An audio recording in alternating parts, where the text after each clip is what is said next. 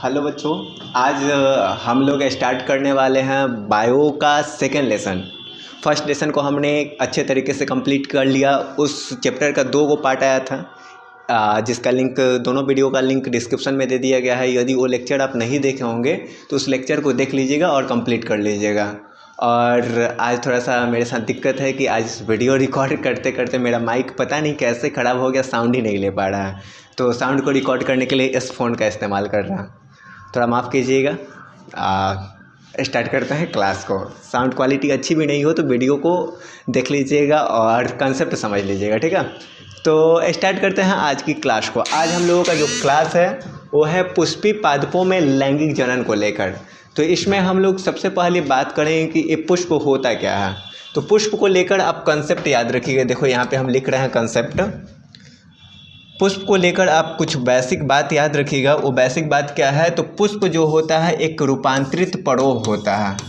पुष्प क्या होता है जी? एक रूपांतरित परोह होता है। ये बात आपको याद रखना है। पुष्प क्या होता है? रूपांतरित परोह होता है। और पुष्पों का जो अध्ययन होता है वो हम लोग किसके अंतर्गत करते हैं? तो फ्लोरिकल्चर के अंतर्गत करते हैं। किसके अंतर्गत करते हैं? फ्लोरिकल्चर के अंतर्गत करते हैं। तो ये बेसिक बात हो गई पुष्प को लेकर। अब चैप्टर को हम लोग स्टार्ट करेंगे। चलो देखो यहाँ पे चैप्टर।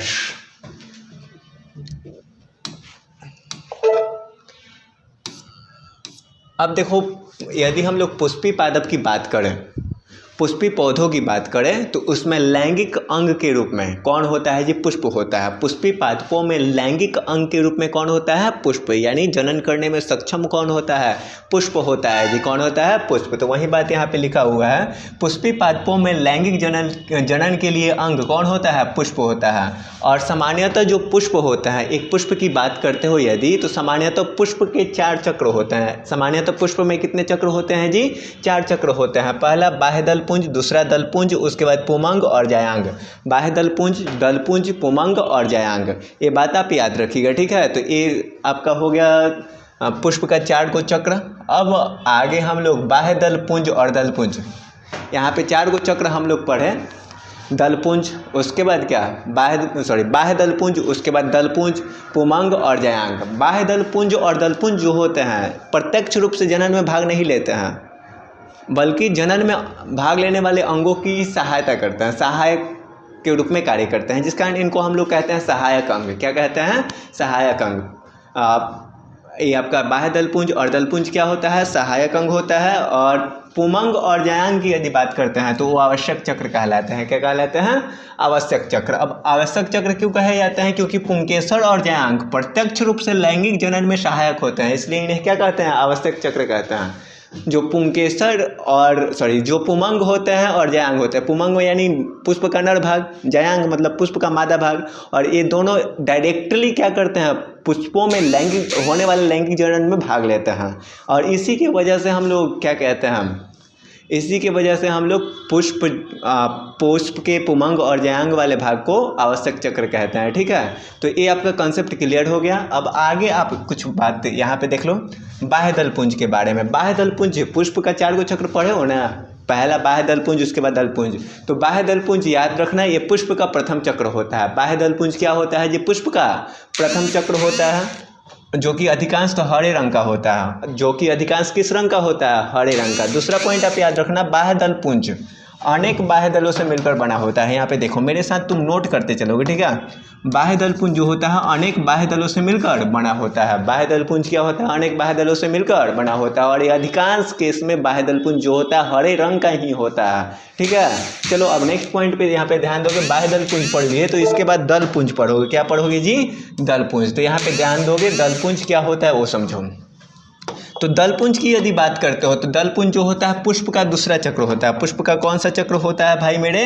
पुष्प का ये दूसरा चक्र होता है, जो अनेक दलों से मिलकर बना होता है, जो कि अनेक दलों से मिलकर बना होता है। और इसका महत्वपूर्ण कार्य है परागण में कीटों को अपनी ओर आकर्षित करना।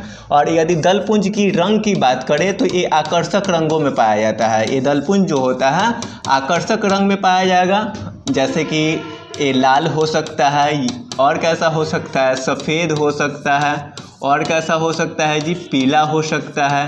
ये सब दलपुंज का रंग हो सकता है। ये क्या करता है, अपने रंगों के थ्रू परागण के लिए कीटों को अपनी ओर आकर्षित करने का काम करता है। परागण के समय कीटों को क्या करता है, ये आकर्षित करने का काम करता है। ठीक है, अब इसके बाद आप यहाँ पे देखना, दलपुंज हो गया। दलपुंज के बाद आप पढ़ेंगे भाई मेरे, यहाँ पे ध्यान दीजिएगा। इसके बाद हम लोग पढ़ेंगे पुमंग के बारे में। किसके बारे में जी, पुमंग। तो पुमंग क्या होता है, यहाँ पे देखो, पुमंग जो होता है पुष्प का तीसरा चक्र होता है। पुमंग जो होता है पुष्प का कौन सा चक्र होता है जी, तीसरा चक्र होता है। ये बात आप याद रखिएगा, पुष्प का तीसरा चक्र बोलो कौन, पुमंग होता है। और पुमंग को ही पुमंग जो होता है पुष्प का नर भाग होता है। कौन सा भाग होता है, नर भाग। और ये जो पुमंग होता है एक या एक से अधिक पुंकेसर से मिलकर बना होता है। और पुमंग पुष्प का कौन सा भाग होता है, नर भाग होता है। और एक पुमंग की यदि बात करते हो तुम लोग, तो पुमंग के दो भाग होते हैं। एनसीईआरटी ये बोलता है पुमंग के कितने भाग, दो, पुतंतु, परागकोश और पुतंतु। और एनसीईआरटी के बियॉन्ड जाते हो तो इसका तीसरा भाग आ जाता है योजी। क्या पढ़ने को मिलता है, योजी। लेकिन एनसीईआरटी में इसका जिक्र नहीं। आप परागकोश और पुतंतु के बारे में ही पढ़ेंगे सिर्फ। ठीक है, तो ये पुतंतु और परागकोश को हम लोग आगे चल के अध्ययन करेंगे। यहाँ पे देखो, पुमंग ये आपका क्लियर हो गया, इसको नोट डाउन कर लोगे। ठीक है, चलो इसके बाद तुम देखो यहाँ पे जयांग के बारे में पढ़ना है। आप क्या पढ़ना है जी, जयांग। आप जयांग पे यहाँ पे ध्यान दीजिएगा। जयांग क्या होता है थोड़ा सा समझ लीजिए। जयांग जो होता है, जयांग पुष्प का चौथा और आखिरी चक्र होता है। जयांग जो होता है पुष्प का चौथा और क्या होता है, आखिरी चक्र होता है। और यहाँ पुष्प का मादा भाग होता है। यह जो होता है जयांग पुष्प का कौन सा भाग होता है जी, मादा भाग होता है। और पुष्प का मादा भाग होता है। और साथ ही साथ जयांग एक या एक से अधिक स्त्री केसर से मिलकर बना होता है। जयांग जो होता है एक या एक से अधिक स्त्री केसर से मिलकर बना होता है। जयांग की यदि बात करते हो तुम लोग, तो जयांग जो होता है एक या एक से अधिक स्त्री केसर से मिलकर बना होता है। और इसके 3 भाग होते हैं। कितने भाग होते हैं, 3। याद रखना 3। पहला कौन होता है, वर्तिकाग्र, दूसरा होता है वर्तिका, और तीसरा होता है अंडाशय। ये देखो वर्तिकाग्र का फिगर कैसा होता है, थोड़ा सा तुमको दिखा देते हैं। यहाँ पे मान लो ये आपका पुष्प का स्त्री केसर वाला भाग हो गया, तो ऊपर वाला एरिया जो होता है वो कहलाता है वर्तिकाग्र। क्या कहलाता है, वर्तिकाग्र। वर्तिकाग्र के नीचे होता है वर्तिका। क्या होता है, वर्तिका। और सबसे नीचे होता है अंडाशय। क्या होता है, अंडाशय। तो ये आपका क्लियर हो गया ना, स्त्री केसर। ये पूरा स्त्री केसर का फिगर तुमको बता दिए, जयांग का फिगर बता दिए। ठीक है, तो ये पुष्प का चौथा चक्र होता है। और यह पुष्प का कौन सा भाग होता है, मादा भाग होता है। कौन सा भाग होता है, मादा भाग। और जयांग जो होता है एक से अधिक स्त्री केसर से मिलकर बना होता है, जिसको स्त्री केसर को हम लोग कहते हैं कॉर्पेल। क्या कहते हैं, कॉर्पेल। ऑब्जेक्टिव में कभी कभी क्वेश्चन ऐसा कर देता है कि कॉर्पेल के कितने भाग होते हैं। हिंदी मीडियम वाले बच्चे तो फंस जाते हैं कि ये कॉर्पेल कहाँ से पूछ दिया भाई, ये तो हमारे मास्टर साहब बतेबे ना किए। आप याद रखिएगा कॉर्पेल के 3 भाग होते हैं। स्त्री केसर के कितने भाग होते हैं, 3। स्त्री केसर को हम लोग अंडक भी कहते हैं। ये भी बात तुम याद रखना, ना तो कहोगे कि मास्टर साहब वो ना बताया भाई। या अंडक भी कहते हैं इसको। ठीक है, तो स्त्री केसर के 3 भाग होते हैं, वर्तिकाग्र, वर्तिका और अंडाशय। चलो नेक्स्ट पॉइंट पे यहाँ पे ध्यान दोगे। हम लोगों का पुमंग जयांग हो गया। अब आगे हम लोगों को देखो, एग्जाम में कभी कभी क्या करता है ना, थेथराई करता है। 5 नंबर में क्वेश्चन डाल देता है कि पुष्प के अनुदैर्ध्य काट कर नामांकित चित्र बनाइए आप। स्टूडेंट तो खाली बात पढ़ा रहता है, फुलवा बनाना जो होता है, पुष्प का अनुदैर्ध्य काट का फिगर बनाना जो होता है, उनके लिए हार्ड हो जाता है, बना नहीं पाता है। तो देखिए मेरे प्यारे बच्चों, जैसे जैसे हम करेंगे वैसे वैसे आप करिएगा, फिगर बन जाएगा। देखो तुम अपना पेन उठा लो और कॉपी भी उठा लो, और जैसे जैसे हम कर रहे हैं वैसे वैसे करते चलो, तुम्हारा फिगर बन के तैयार हो जाएगा। ये एक तुम क्या बनाओगे, वर्तिकाग्र बना लिए। वर्तिकाग्र के नीचे ये तुम लेकर आए वर्तिका। क्या लेकर आए, वर्तिका। वर्तिका से अब यहाँ पे तुम संरचना करो अंडाशय का। किसका, एक तुम्हारा क्या बन गया, अंडाशय। क्या बन गया, अंडाशय। अब यहाँ से तुम ये बना लो दलपुंज। क्या बना लो, दलपुंज। ये तुम्हारा दलपुंज बन गया। ये तुम्हारा दलपुंज बन गया। ठीक है, दलपुंज। एक मिनट, ये दलपुंज बना लिए। और दलपुंज के नीचे बाह्य दलपुंज बना लो। दलपुंज के नीचे क्या बना लो, बाह्य दलपुंज बना लो। ठीक है, ये दलपुंज के नीचे क्या बना लो, बाह्य दलपुंज बना लो।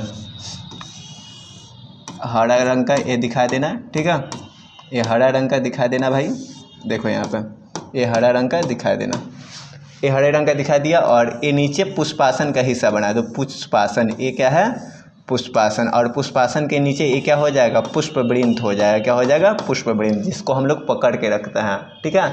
अब देखो यहाँ पे तुम अब एक संरचना दिखा दो, किसके लिए, पूतंतु के लिए, किसके लिए, पूतंतु के लिए ये संरचना दिखाओ। देखो यहाँ पे ये तुम्हारा पूतंतु हो गया। अब देखो यहाँ पे पूतंतु, ये तुम्हारा ये क्या हो गया, पूतंतु का फिगर हो गया, पूतंतु। और ऊपर क्या बना दिए, परागकोश बना दिए, क्या बना दिए, परागकोश, जिसमें परागकण होगा, क्या होगा, परागकण होगा, ठीक है, ये परागकण होगा। अब देखो नामकरण कैसे करेंगे, तो नीचे वाला जो हिस्सा बनाया हो, जो डंठल हम लोग पकड़ते हैं उसको हम लोग कहते हैं पुष्पवृंत, क्या कहते हैं जी, पुष्पवृंत। यहाँ पे लिख देते हैं, ये हमारा पुष्पवृंत हो गया, यहाँ पे हमारा ये हो गया पुष्पवृंत।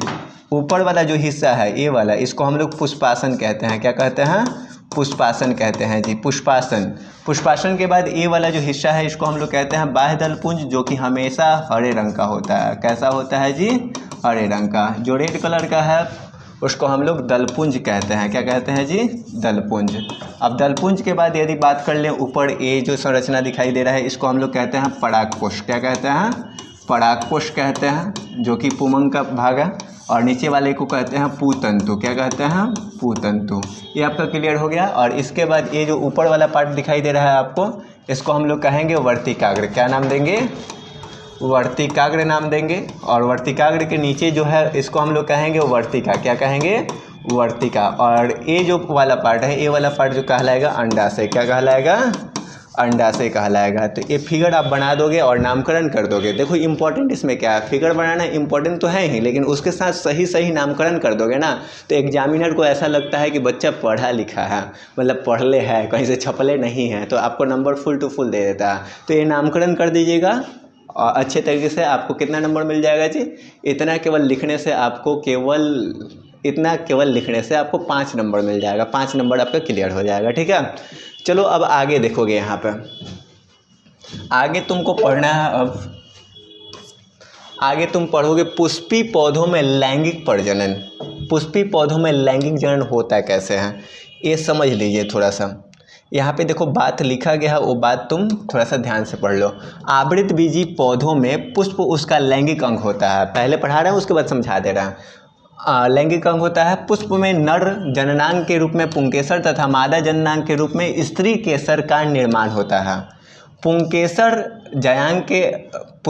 और जयांग के अंदर अर्धसूत्री विभाजन के फलस्वरूप क्रमशः परागकण और महाबीजाणु का निर्माण होता है।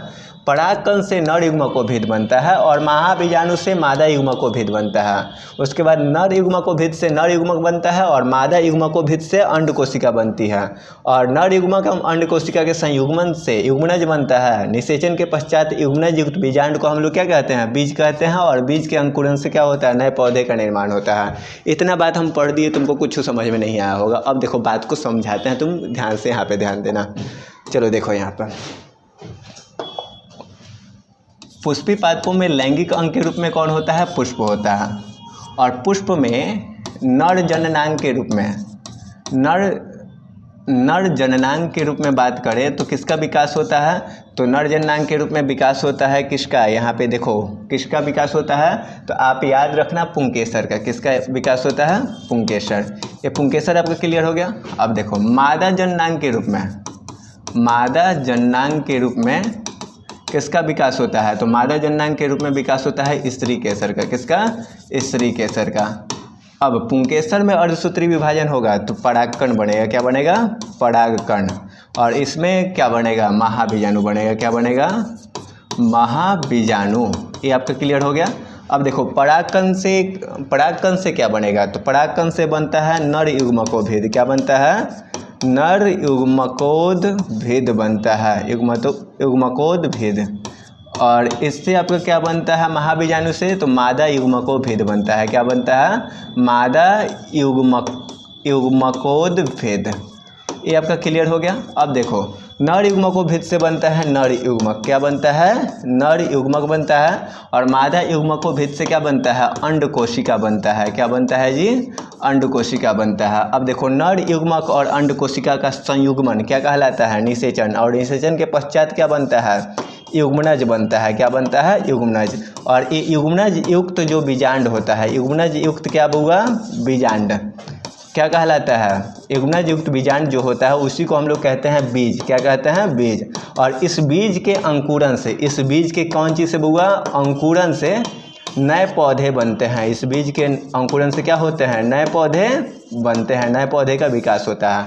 तो ये बात आपका एकदम क्लियर हो गया होगा मक्खन की तरह। फिर से हम आपको समझा देते हैं, यहाँ पे ध्यान देना।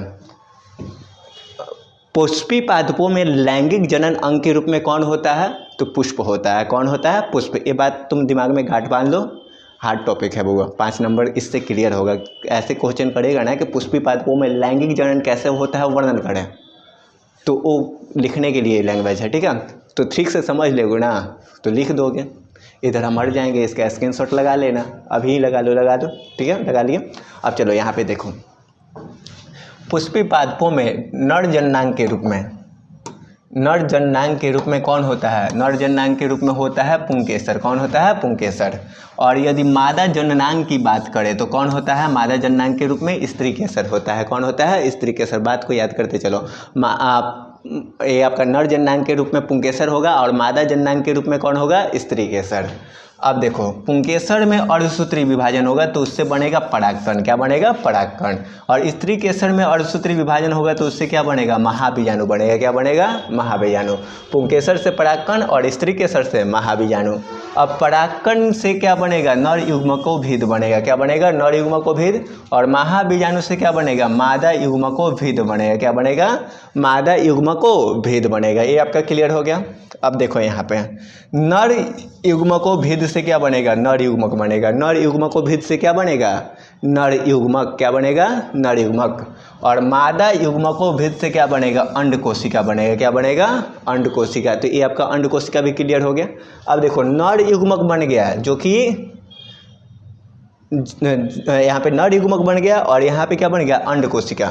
और ये दोनों में क्या होगा, संयुग्मन होगा, क्या होगा, संयुग्मन। या ये दोनों मिलेंगे, क्या करेंगे, मिलेंगे तो क्या होगा, निषेचन होगा, क्या होगा, निषेचन। और इसी निषेचन के फलस्वरूप पता है ना क्या बनता है, युग्मनज बनेगा, क्या बनेगा, युग्मनज। और इसी युग्मनज युक्त बीजांड को, इस युग्मनज युक्त बीजांड को हम लोग क्या कहते हैं, बीज कहते हैं, क्या कहते हैं, बीज। और ये बीज के अंकुरन से नए पौधे का निर्माण होता है। इस बीज के अंकुरन से क्या होता है, नए पौधे का निर्माण होता है। तो ये कॉन्सेप्ट आपका क्लियर हो गया। 5 नंबर आप एकदम अब उठा लेंगे एग्जाम में। चलिए, तो एक क्लियर हो गया। तो इसके बाद हम लोग पढ़ेंगे कि पुष्पी पादपों में जो लैंगिक जनन की घटनाएं होती हैं, पुष्पी पादपों की यदि बात करते हैं तो इसमें लैंगिक जनन की, पुष्पी पादपों में चाहे पौधों में लैंगिक जनन की घटनाएं क्रमिक रूप से 3 अवस्थाओं में पूर्ण होती है। पहला निषेचन पूर्व घटना, और दूसरा क्या होता है, निषेचन, और उसके बाद क्या होता है, निषेचन पश्च घटना। क्या होता है, निषेचन पश्च घटना। तो नेक्स्ट क्लास में हम लोग क्या करेंगे, निषेचन पूर्व घटना को क्लियर कर देंगे पूरी तरीके से। उसके आगे आने वाले लेक्चर में निषेचन और निषेचन पश्च घटना को क्लियर करेंगे, ठीक है। और इसके बाद हम लोगों का आएगा क्वेश्चन आंसर सीरीज, जिसको आप कर लेंगे तो आपका पूरा चैप्टर अच्छे तरीके से क्लियर हो जाएगा। इस चैप्टर का कोई गो पार्ट आने वाला है भैया, तो आप याद रखना, कोई गो पार्ट आएगा, 4 गो पार्ट आएगा। पार्ट 1 ये बेसिक हो गया, इंट्रोडक्शन पार्ट था, इसमें आपका पूरा क्लियर कर दिया गया बेसिक चीज़। अब इसके बाद पुष्पी पादपों में लैंगिक जनन में जो 3 घटनाएं होती हैं, पहला निषेचन पूर्व घटना यानी निषेचन के पहले जो घटनाएं होती है, उसके बाद निषेचन पश्च घटना। तो जो नेक्स्ट लेक्चर आएगा उस लेक्चर में हम लोग किसको क्लियर करेंगे जी, हम लोग क्लियर करेंगे निषेचन पूर्व घटना का। और थोड़ा सा माइक ख़राब होने की वजह से आपको दिक्कत आएगा साउंड में, तो उसको आप झेल लीजिएगा। कंसेप्ट को अच्छे से समझ लीजिएगा। पहला लेसन जो है उसको क्लियर कर दिया गया है, 2 पार्ट में उसका लेक्चर आया था। एक आपका 70 मिनट का था और दूसरा जो लेक्चर था वो 22 मिनट का था। तो उस 70 मिनट का जो लेक्चर है वो कॉन्सेप्चुअल लेक्चर है, उससे आप अपना कॉन्सेप्ट पूरा क्लियर कर लीजिएगा। जो नेक्स्ट लेक्चर आया था 22 मिनट का, वो क्या था, क्वेश्चन आंसर, जो कि प्रीवियस ईयर में पूछा गया था फर्स्ट लेसन से। तो चैप्टर को अच्छे तरीके से क्लियर कर दिया गया है। डिस्क्रिप्शन में दोनों वीडियो का मैं लिंक डाल दे रहा हूँ, वो दोनों वीडियो देख लीजिएगा अच्छे तरीके से, और वीडियो को देखने के बाद उसका एक नोट्स बना लीजिएगा और याद कर लीजिएगा। So guys, thanks for watching this video. Please subscribe this channel and press the bell icon for pre notification. धन्यवाद। मिलते हैं आपसे नेक्स्ट वीडियो में।